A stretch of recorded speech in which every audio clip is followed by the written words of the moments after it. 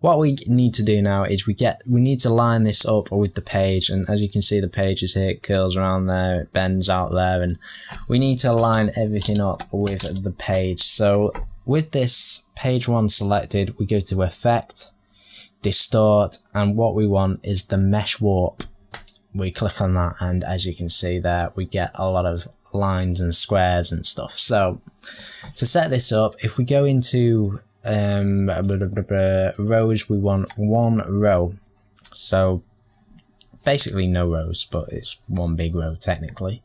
And columns, we're going to put this on 8, but depending on, and you will see why I say this, depending on how accurate you want this to be and how kind of detailed your page is, then you know, you might want to do more than 8 columns, but it's up to you. So what we can do with this Mesh Warp effect is, I mean, it's a brilliant effect. What we can do is, see these little meeting points, the cursor changes, you can select these and you can wiggle them about like that. So as you've probably guessed, what we need to do is we need to match this page up to the book image, like doing so. Just select each one, and you can also do that for every single one, and also you can bend the line connecting to the other side like so. So yeah, let's just get this all lined up. I'll try and rush through this as fast as I can, and can't quite see the page. Oh yeah, there it is, like that. I haven't even practiced this before starting this tutorial, so I'm not doing too bad actually. I mean, I know the commentary is bad and the tutorial is actually probably really hard to follow, but it's I've not done too bad to remember how to do this. Right, line these up. Time consuming. And like that, and the same again the other side, and I'll show you a little nifty trick in a minute. Well, it's not a trick, it's just a, I don't know what it is, it's just a way of doing something. About there, so that's that side done. Oh, and you can see it's kind of warpy, but you don't want this to be really warped. You want it to, you know, you do want it to look like it's on the page, but you don't want it to be completely warped, and you can control that. So just bend it a little bit with the page, as it would, like that a little bit. And yeah, that'll be alright. Now on this other side, as you can see here, what we want is we want that to line up, but look, it affects the other side. So click down on this side and then hit Control and keep your finger on Control, and it will just affect this side like so. So just line that up. Line that up. In fact, you know what? I'm going to speed this section up.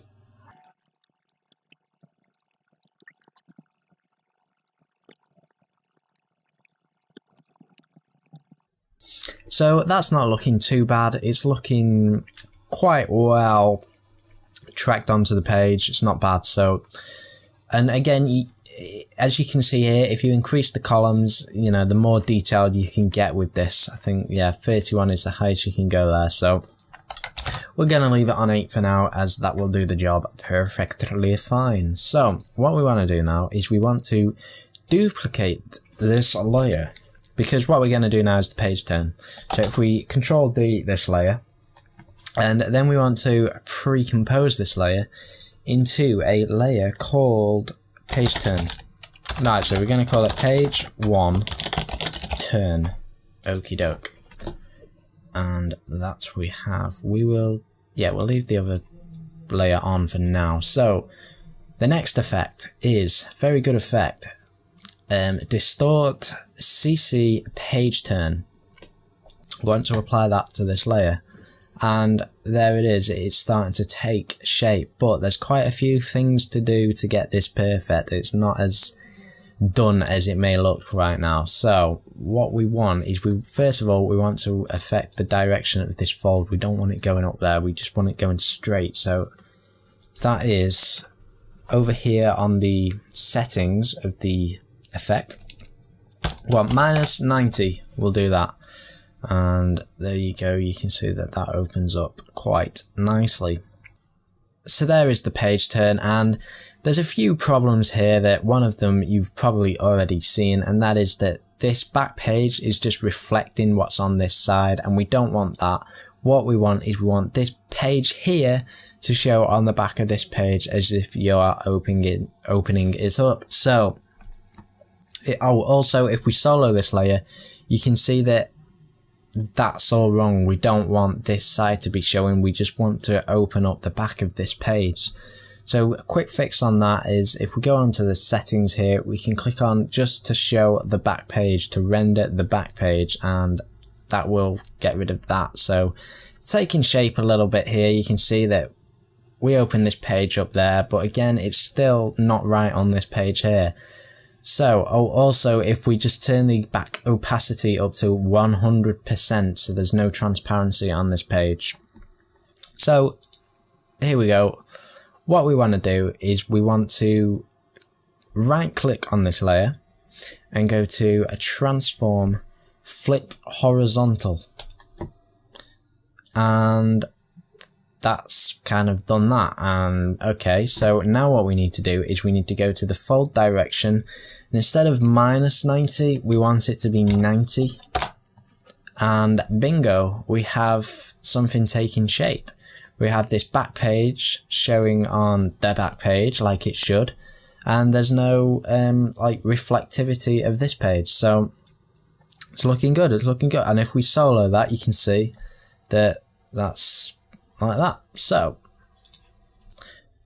that's that.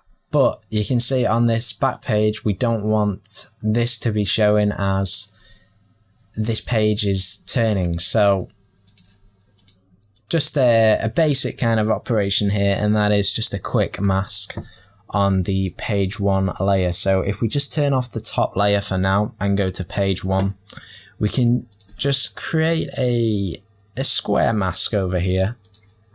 And in fact, actually, if we, before we do that, let's just quickly animate the page how we would want it. So if we just bring this back to there, and we go to fold position, and we'll just animate. I clicked the little stopwatch there. Hopefully you understand that. This, I mean, I'll go through some basic tutorials with you guys, but this one, I mean, I may have been a little bit, I mean, basically I'm hoping that you kind of know a little bit about After Effects itself, you know, but I will do some basic stuff. So yeah, stick around, subscribe to the show, remember. So we'll just adjust the settings here to what we kind of want, and the fold looks good, yeah. So, and as you can see, we've animated that fold there. So if we go back to this layer that we created a mask, that's why it's disappeared, remember. And now let's animate this mask to, so we want it to kind of start folding in there. So we'll start the animation there, and we'll just start bringing this over, so there, like that. We'll just check that, and that looks pretty good. So yeah, there's the page turn. That's not bad, it's not bad at all. I think that is everything. You can then obviously duplicate these layers and repeat, basically rinse and repeat for the next page. So if I quickly show you how I would do that is, I mean, first of all, pre-compose these two together as page 1. So that's the final page there, and then if we duplicate this layer, edit, duplicate layer, page 2, bring that in. Sorry, wrong one, page 1, bring that over, and we could just move that up over to there, and then as you can see like that, we can just keep going, and then we can go into these layers. And also you need to duplicate these layers and then just go into the main source and just, you know, blah blah blah. Black sheep, have you any wool? Just duplicate. So it's 3ds Max then. Duplicate. So that's, and yeah, so you just affect the pages as you go. So that is pretty much the basics of that, guys. You can fancy this up as much as you want. Obviously I won't go through all of that now though, but you know, the background, you can add some blur, color correction, whatever, add some camera movement on this book to make it look a bit less static, like I added on here with a simple wiggle expression. As you can see, it's moving there. And yeah, so I hope this tutorial helped, guys. I'm really going to try and improve at doing these. If you have any comments on how I could improve or what I'm doing wrong, then please leave them in the comments and I'll try and improve in time. And also I will do some basic kind of tutorials for the After Effects, and I'll do some like this, like if I figure something out, if I come up with an idea, then I will share it. So thanks for watching, guys. I appreciate the support you all giving me, and I think that is it. So thank you very much. Goodbye.